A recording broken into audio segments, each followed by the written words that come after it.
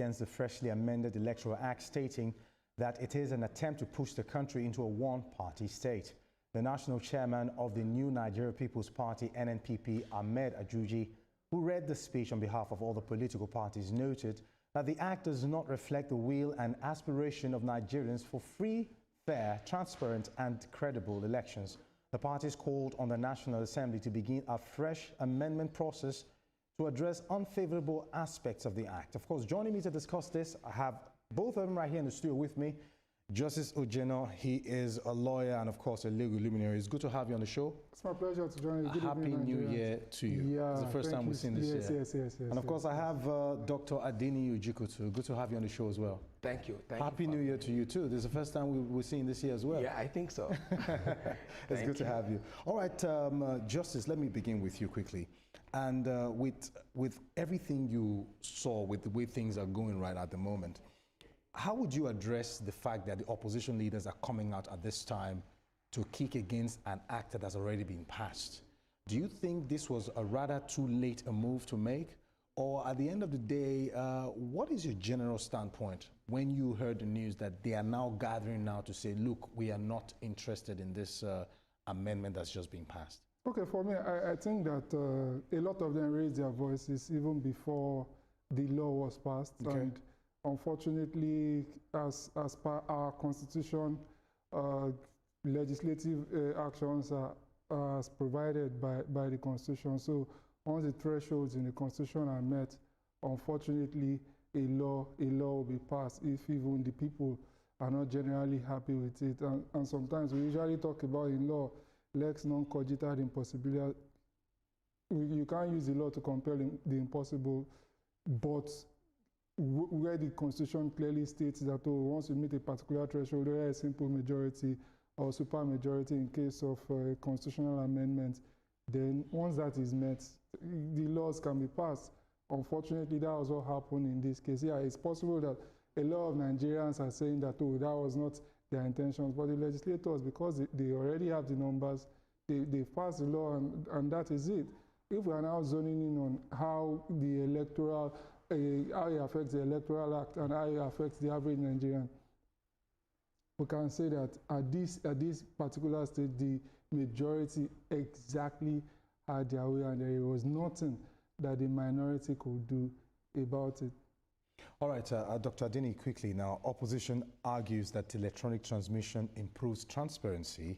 The government argues that given the infrastructural challenges, flexibility is also justified. Can both arguments coexist?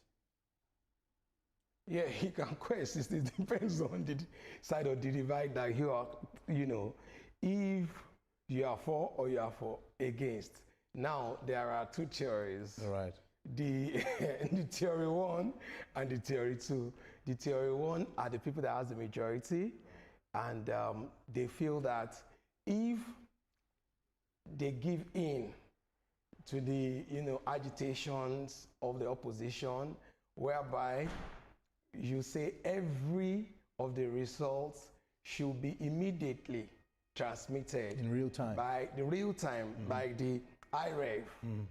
That means that INEC results review portals that immediately the results are being counted, the ballots are being counted, the results are being inputted, it should be snapped and sent or transmitted. That's the nomenclature. Transmitted real time. That's the theory. One are saying that what is important is the original certified true copy that is signed by the agents, by everyone at the polling unit, taken to the Ward Collation Center, to the LG Collation Center, and to the State Collation Center. That is the authentic. And the theory B is saying that you should, at that point, take the picture of the results, upload it immediately. Now, what is the internet penetration has become an argument in Nigeria. Yeah. Some are saying, quoting NCC, haven't said is over 90%, 95% internet penetration, that should not be a problem for us in Nigeria. While the other people are saying, okay, in their villages, different examples, that even the issue of banking system, our financial sector, that is so, that we can all be proud of as one of the leading, sector in Africa, that you still have glitches, you still have issues that you do transfer, you do not get your money, and the people complain that I've sent money to you, you've not received it, that not to talk of INEC, results that would determine who leads and the future of certain set of people, that you should not subject it to, the transmission. Remember the fact that in the last election, INEC was saying that there were, glitches. There were people, no, not glitches, that's the end result. That there were over 150,000, attempts to hack into their servers. So implication is that there is gray hackers and there is black hackers. There is white hacker and black hacker. You can call them gray hackers, the black hackers. However, there are people that have learned hacking genuinely to help protect, have as defense for like cybersecurity experts, people doing, legitimate work. And there are black hackers that can also be called gray hackers that are not ethical in their own knowledge. They want to use their knowledge to infiltrate, to cause harm, to infiltrate the security system, the banking sector, and elections. To this effect, that the theory A are saying that you cannot subject elections to that. That what if, because of the dangers that with the hackers. And do you know why I feel that we should look at it from different angles? What if, look at what happened in Kaduna, Kano, years after, maybe Jonathan Buhari election, that they declared the result that Jonathan won and there was crisis. Now, if somebody, God forbid, hack into the INEC server and everybody are seeing the result real time and you have declared him the winner. And they later now discovered that there was...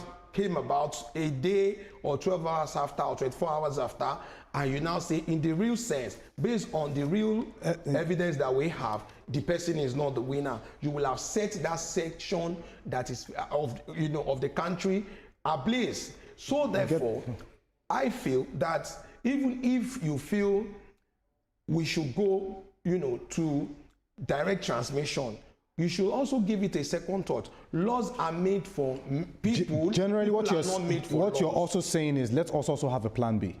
The plan B is the theory A that said that, in their own wisdom, let there be certified true copy and let it be the basis of litigation or Thank you very much.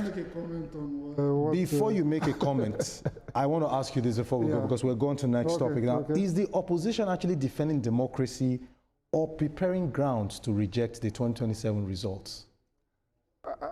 For me, I feel that it can be a potpourri of both. But again, I needed to find that out. It can be a potpourri of both. That's what I expect the opposition to do. If APC were to be in the opposition, I also expected them to also. They can't be clapping for ADC. If ADC were to be in power, they would have probably pulled stronger. But if you're strings. If you're beating fair and square, what's there to argue? Of course, but that has not happened. They have not been beaten. And of course, we know that even APC too, during their own time, even I think before elections were declared in 2015, they already 2014, they went to market, they went to town and started crying that it's possible that the results won't favor them and all. Everybody does it. It also happened between the Republican, even the first election that Trump won. Trump already said that the election was rigged. Then the result came out and it favored him. So it is opposition. Another section that I want to respond to what quickly, because of time.